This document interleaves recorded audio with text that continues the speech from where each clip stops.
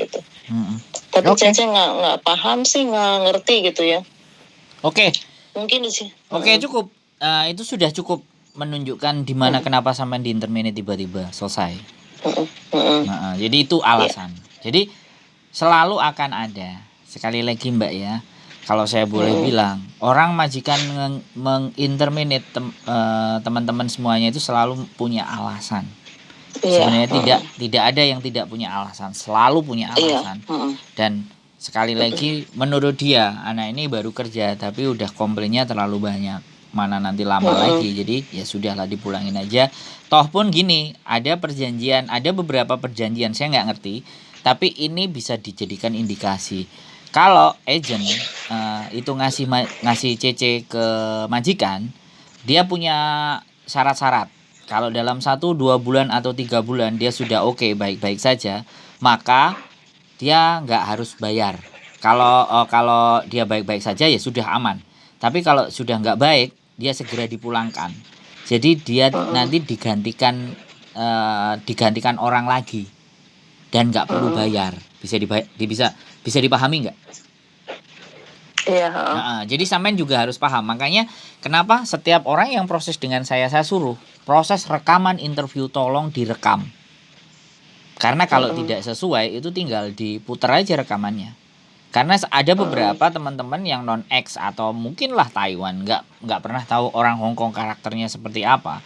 Kemudian tidak direkam, kerjanya rumah tangga. Ternyata ngerjain kantor, ngerjain rumah, 2 yang tidak ada dalam interview. Makanya interview itu penting dan kita harus pegang data. Data di interview nggak tahu lah, pinjam HP tetangganya, selingkuhannya, pamannya, omnya, paleknya. Intinya pada proses interview itu direkam. Dan tanyakan sebanyak-banyaknya kejelian kita tentang pekerjaan yang ada di Hong Kong. Isinya manusianya ada berapa, yang tinggal ada berapa, luasnya ada berapa, nanti ngerjainnya apa. Ini untuk pengalaman sampean yang kedua kali. Nah, jadi nanti kalau di interview nggak usah ngomong aja, diam-diam ya udah bikin aja, videoin semuanya. Jadi biar nantinya ketika sampean ada di sini bisa komplain. Ya kan ada bukti.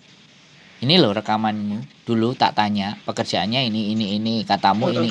Itu kalau di kontrak kerja juga kan istri kan biasa tercantum ya umur berapa gitu kan, umur berapa, apa namanya, statusnya gimana gitu kan misalkan. Iya, oke gini.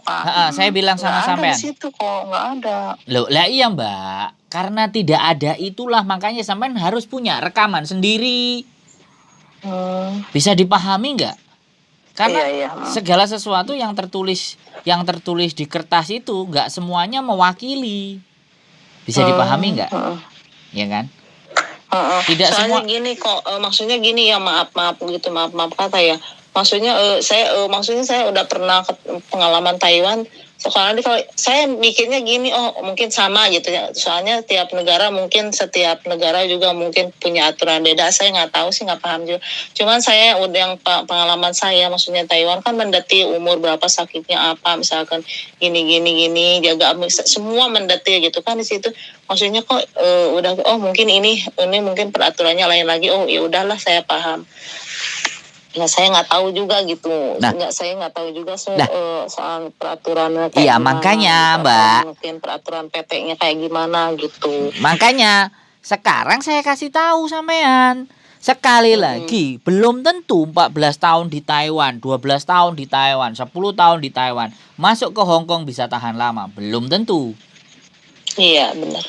Nah, itu lain lubuk, lain ilalang. Lain sungai, lain ikannya. Nah, di situ makanya kenapa kita bikin konten sebelum anak-anak berangkat, ya kan? Kalau sebaiknya nonton banyak konten-konten kita dulu supaya nanti bisa belajar, bisa ngatur langkah gitu loh. Kalau kita cuman hanya komplain, ingat sekali lagi saya ngomong, orang Hong Kong, bahkan orang siapapun, kalau orang sudah terlalu banyak komplain, itu namanya pokcoy. Orang Hong Kong bilangnya pokcoy itu sudah melawan. Nah, di dalam peraturannya Hong Kong, memutuskan kontrak itu boleh satu pihak. Dipahami nggak? Sampean harus paham juga peraturannya. Jadi sampean pun keluar nggak suka, itu juga hak sampean. Majikan mengeluarkan sampean tanpa ada persetujuan sampean, itu juga hak. Karena di dalam peraturan kontrak itu diputuskan secara sepihak pun sah, gitu loh Mbak. Jadi tidak harus ada kompromi antara kedua belah pihak, enggak. Makanya kenapa saya harus tanya tadi, masalahnya kenapa gitu loh, kan gitu ceritanya. Jadi kalau udah ceritanya kayak gitu kan saya bisa menceritakan ke PT.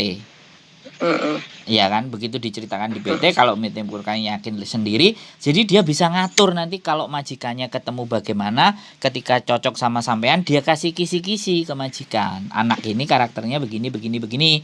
Sebaliknya sampean akan dikasih tahu kalau ada yang dikasih tahu. Kadang-kadang agent kan nggak mau kasih tahu, yang penting berangkat dapat duit. Nah, Iya benar. Nah makanya sampean sendiri yang harus paham dan mengerti untuk membentengi diri sampean sendiri. Belajar tentang peraturan di Hong Kong. Nggak apa-apa, nggak masalah. Saya akan berusaha menjelaskan sebaik mungkin yang bisa saya sampaikan ke sampean. Terlepas nanti sampean mau proses dengan saya ataupun tidak, itu tidak menjadi soal. Tapi satu hal yang ingin saya sampaikan adalah saya menyampaikan sesuatu yang seharusnya memang dikonsumsi oleh sampean, yang seharusnya sampean tahu. Perkara mau dipakai dan tidak itu kan kembali ke pribadi masing-masing kan Mbak. Iya, jadi begitu ceritanya. Boleh, nggak ada masalah. Sebelum semuanya diproses, boleh. Siapa sih Sandro ini? Siapa sih nomor ini? Kontennya kayak apa sih? Coba saya lihat. Nah, supaya semakin yakin, semakin tahu untuk menitipkan prosesnya bersama saya. Kan begitu toh Mbak? Kan enak. Saya kan nggak sembunyi-sembunyi. Ya, kalau seperti ini kan enak ya. Secara mendetil, udah keterangannya, udah penjelasannya jelas lah gitu kan. Soalnya tahu agennya seperti ini kan kita juga paham lah, saling memahami mungkin gitu kok. Kalau saya ada komunikasi seperti ini kan jadi enak ya, maksudnya udah tahu gitu. Kan soalnya saya tidak bagian dari agen, saya juga tidak bagian dari PT. Saya orang di luar agen dan di luar PT, sehingga mereka nggak bisa ngatur saya. Makanya saya memberikan informasi yang jelas. Lah terlepas nanti sampean menghadapi permasalahan di PT ya tinggal sampean putuskan yes or no, nggak ada hubungan juga dengan saya kan, ibaratnya kayak gitu. Nah, kemudian di agensi juga gitu loh. Nah, ya kalau ada sesuatu yang nggak benar di agensinya ya sampean boleh telepon saya akan mencoba memberikan pemahaman ke sampean. Makanya kalau saya di luar dari mereka kan orang nggak bisa atur saya kan Mbak. Iya begitu ceritanya. Jadi nggak ada masalah. Makanya kan saya jadi konten YouTube dan saya YouTuber. Saya mencoba menginformasikan berita-berita, aturan-aturan yang ada di Hong Kong. Selanjutnya kalau mempercayakan dirinya untuk berproses dengan saya, ya monggo. Kalau nggak cocok ya apa-apa, kan seperti itu. Gitu ceritanya Mbak E. Jadi selanjutnya gimana kok? Ya silakan dikirim aja paspornya. Kalau sampai ada kopi KTP Indonesianya sama paspornya ya boleh. Jadi di copy dulu ya? Enggak, di foto pakai WA aja, di foto di WA ini. Oh iya. Di HP aja. Jadi, apa tuh yang difotoin lah, paspor sama KTP? KTP Indonesia. Kalau sampean ada KTP ya. Oh ini ya sekalian saya mau jelasin gini ya. Gini kan waktu pertama datang ke Hong Kong itu kan, makanya saya bingung kok. Orang lain langsung sebelum medical itu udah punya KTP sementara itu kan, udah langsung ke imigrasi kan. Orang lain mungkin agennya mungkin beda-beda agen mungkin ya. Lain peraturan mungkin. Siap. Waktu itu saya mau mau medical kan, pas datang ke Taiwan itu, waktu itu kan waktu masih karantina itu ya. Saya itu kan medika. Terus saya ada teman-teman di situ katanya, Mbak katanya medika nggak bisa pakai paspor, katanya harus ada KTP. Gitu. Oh orang saya agennya nggak dibikinin. Saya bilang orang lain kok pas datang ke sini, katanya pas datang ke Hong Kong itu pertama sebelum medika itu ke imigrasi dulu bikin KTP sementara itu kan, maksudnya kayak duplikat itunya gitu kan, yang kuning itu. Enggak, saya udah 2 bulan waktu saya mau pulang, udah 2 bulan baru saya dipanggil aja, katanya besok kamu bikin KTP katanya. kok bisa begitu ya kok ya. Ya makanya kan saya tadi bilang agensi itu beda-beda sistem. Iya makanya waktu saya ini susah cari, kata mau tanya PT sini sana, agensi sini sana di sana ya, di Hong Kong nanya ada mana KTP Hong Kong kamu ada nggak, karena fotoin saya belum ada KTP. Saya bilang, loh emang kamu udah 2 bulan di sana belum punya KTP? Saya bilang, yang nggak tahu juga gitu. Saya bilang orang agensinya juga saya bilang telat, orang lain 2 minggu udah pada punya KTP, saya 2 bulan kok belum punya KTP, saya bilang gitu. Makanya bingung saya, kok 2 bulan pada bingung mereka juga 2 bulan di Taiwan Hong Kong kok belum punya KTP Hong Kong, katanya gitu.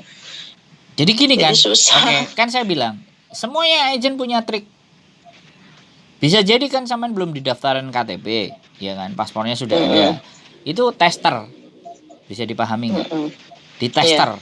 Jadi ada juga beberapa agent yang agak sedikit saya bilangnya culas, ya kan? Ya tolong tidak disebut di sini. Tapi ada beberapa yang memang sukanya kayak gitu, 2 bulan di interminate, 1 bulan di interminate, 3 bulan di interminate. Ada juga. Jadi nggak cocok. Waktu itu kan waktu saya bikin KTP itu kan ada duplikat yang kuningnya itu, saya minta, saya bilang cek siniin saya bilang gitu. Itu KTP kan buat pegangan saya, orang itu KTP kan dokumen milik kita yang pegang kan. Siap. Saya bilang cek itu KTP ya waktu daftar itu kan belum KTP asli itu, saya siniin, saya bilang saya minta kata itunya, katanya tanda buktinya gitu biar nanti saya kalau libur kan aman. Saya bilang gitu. Enggak usah, katanya ini sebentar lagi, katanya ini juga selesai, katanya dilihatin tanggalnya ya, katanya gitu. Enggak usah, biarin ini saya yang pegang, katanya gitu. Enggak usah, kamu enggak usah pegang. Saya bilang ya udah, saya enggak bisa kemana. Orang langsung saya libur kok ya. Alhamdulillah juga saya untuk bawa paspor sama itu ya. Orang ada itu polisi imigrasi itu kan waktu ada sidak itu kan, operasi gitu, saya nggak tahu juga soal dipinta KTP kan, takutnya di situ ya. Untung saya masih pegang paspor, terus mereka polisi tanya gitu, mana KTP kamu, kata saya KTP saya lagi diproses, saya bilang gitu, belum jadi. Ya udah, untuk mereka itu minta paspor kan ya, takutnya gitu. Saya langsung telepon agent ya. Itu kan kata dong, makanya saya mau minta KTP kemarin itu yang duplikat itu, saya minta buat saya kan libur setiap minggu, saya bilang gitu. Otomatis kan saya buat aman jaga-jaga kan, saya gitu. Nggak apa-apa, katanya nanti aja bawa aja, katanya paspor, katanya bilang gitu. Ya susah juga sih kalau agent udah gitu, saya juga nggak bisa ngomong apa-apa. Makanya agentnya itu kayak kurang tanggung jawab gitu kok, kayak lepas tangan gitu. Ya makanya sampean harus paham, di dunia ini ada yang baik, ada yang tidak, ya kan? Ada yang benar juga ada yang enggak. Sampean sendiri yang menentukan, ya kan? Dan sampean juga waktu berangkat juga tidak ngumpulin info-info. Ya udah, proses saja berangkat, ya kan? Begitu proses berangkat, ya yang terjadi seperti ini. Ya nggak perlu disesali, tapi ini kan bagian dari pembelajaran. Iya benar. Nggak apa-apa, sekali lagi karena sampean juga sudah berumur, ya kan, 47 kan katanya kan. Kan teman sampean sudah 47. Orang 47 itu kan sudah ada isinya. Artinya sudah pengalaman banyak. Makanya kadang ada bingung-bingung, kadang ada yang kok kayak gini, ada sisi memberontaknya, ada sisi kok nggak benernya, kan kayak gitu tuh. Ya kan? Jadi ada situasi di mana sampean nggak harus memberontak, ada situasi sampean yang harus ngikut, ada situasi yang sampean harus melawan. Jadi situasinya itu kan beda-beda dan tergantung dari keadaan, ya kan? Dan sekali lagi tidak bisa disamakan. Nah, kita ikuti alurnya dulu. Awal-awal boleh kita ikuti alurnya. Semakin kita paham dan semakin kita mengerti sambil kita beradaptasi, ya kan? Oh kayak gini modelnya, oh saya itu kan seperti itu. Jadinya setelah kita beradaptasi, kemudian cari informasi, kemudian mengatur langkah, ya kan? Kalau sampean kan begitu nggak cocok, ya biasa nggak cocok langsung ngomong ke majikan. Nah, majikan sensitif. Mumpung belum 3 bulan, kalau saya akan keluarkan si anak ini, otomatis saya cuma bayar tiketnya dia. Ya tiketnya kan bisa dibeliin tiket yang biasa-biasa. Pokoknya kan tiket pulang. Nah kan. Nah, dia dapat ganti dari agennya. Ada ganti yang baru tanpa membayar biaya. Ibaratnya sudah free charge kan kayak gitu. Paling dicas tiket pesawat kan seperti itu ceritanya. Misalnya, makanya terus diganti. Ya kan kayak gitu tuh, Mbak. Jadi semuanya itu ada triknya. Namanya orang cari untung. Agent itu kan cari untung. Nah, seperti itu ceritanya. Kalau saya cari untungnya ya dari saya kontenin. Saya kontenin dilihat teman-teman. Kalau ternyata informasinya bagus, menarik, dan benar, semuanya pasti akan nonton. Kan kayak gitu tuh. Jadi saya YouTube-nya tidak... apa namanya kok? Kenapa? YouTube-nya? Sandro Jabrik. Siapa? Sandro Jabrik. Oh. Wong ganteng sak dunyo. Nanti saya kirim nanti saya kirim linknya. Boleh. Jadi di situ banyak cerita-cerita saya tentang teman-teman berproses dari Indonesia ke Hong Kong, mulai dari yang nggak punya datanya cuma paspor aja, proses ke Hong Kong. Ya untungnya ya kok ya waktu di imigrasi agensi itu nggak sama sekali bantu saya mau waktu bikin KTP itu kan. Saya sendiri apa-apa saya sendiri, padahal orang-orang lain yang mungkin gini apa ya samen sama sekali. Samen gini, samen tak kasih tahu, kita nggak bisa menuntut orang ya. Kalau majikan membayar sampean dengan harga yang murah, otomatis pelayannya dia juga biasa kan. Nah, kalau sampean bayarnya mahal, otomatis ya dia harus memperbaiki servis. Kalau enggak, dia ditinggalin sama banyak orang. Nah, kemungkinan agent tersebut yang sampean ikuti itu biayanya rendah. Sehingga staff agentnya kalau orang Hong Kong bahasanya emble, nggak peduli. Karena bayarannya kecil, majikannya mau murah. Ya kan? Nah, jadi pelayanannya biasa. Makanya kalau kita ketiban agent-agent yang begitu, jatuhnya ya kayak sampean. Sekarang kalau dia ngambil mahal, otomatis servis kemajikan kan nggak asal. Bisa jadi dikabarin, kamu jangan begini ya, majikannya itu kelakuannya begini dan begitu. Kan bisa begitu tuh, bener nggak? Kalau majikannya bayar sama sekali nggak. Dari pertama saya masuk sampai pulang nggak ada gimana di sananya. Ya, makanya agent kan agent biasanya gimana kerjaan kamu di sana gimana gitu ya, kan. Makanya saya kan bilang gitu kan. Ini nggak sama sekali nggak ada nanya bisa, gimana gitu. Samen bisa sekali lagi itu pengalaman, makanya tolong tidak dibicarakan di sini agennya ya. Samen silahkan bicarakan sendiri sama teman-teman sampean, tapi tolong di sini saya tidak akan menyebutkan atau mendiskreditkan nama salah satu instansi, salah satu nama siapa apapun. Yang penting kan ini bagian dari pengalaman. Iya. Jadi untuk teman-teman lebih berhati-hati dan berwaspada. Agen apa yang mau diambil untuk mewakili proses mereka, mempercayakan kontrak mereka, kan seperti itu. Ya sama-sama lah, beli barang yang murah sama beli barang yang mahal. Bagaimana sistem melayaninya? Udah, itu aja kesimpulannya. Jadi ini bahan sebagai pembelajaran buat teman-teman, karena ini ada di konten, juga pembelajaran buat sampean. Jadi ternyata banyak, dan supaya nanti berhati-hati lagi, jangan sampai salah pilih. Karena tidak ada garansi juga dari saya untuk memberikan jaminan apakah sesuatu yang saya rekomendasikan itu juga baik, kan begitu tuh Mbak. Saya sangat menyadari, tapi setidaknya saya sudah menjelaskan segala sesuatunya di depan, kan begitu ceritanya Mbak. Siap. Ada lagi yang mau ditanyain Mbak kira-kira? Udah cukup, makasih banget. Makasih banyak ya kok udah mau ini gitu, mau penjelasannya. Boleh, nanti kalau ada yang dinilai merasa bermanfaat juga boleh di-sharekan ke teman-temannya supaya teman-temannya dapat pembelajaran. Jangan sampai seperti kita, karena sekali lagi orang gagal itu tidak selamanya gagal. Ya kan? Orang gagal masih bisa bermanfaat buat orang lain, dan orang gagal satu kali kita coba 2 kali. Karena nyoba itu bisa 4 kali. Kalau saya sistemnya nggak putus asa. Kalau gagal pingin coba lagi gitu.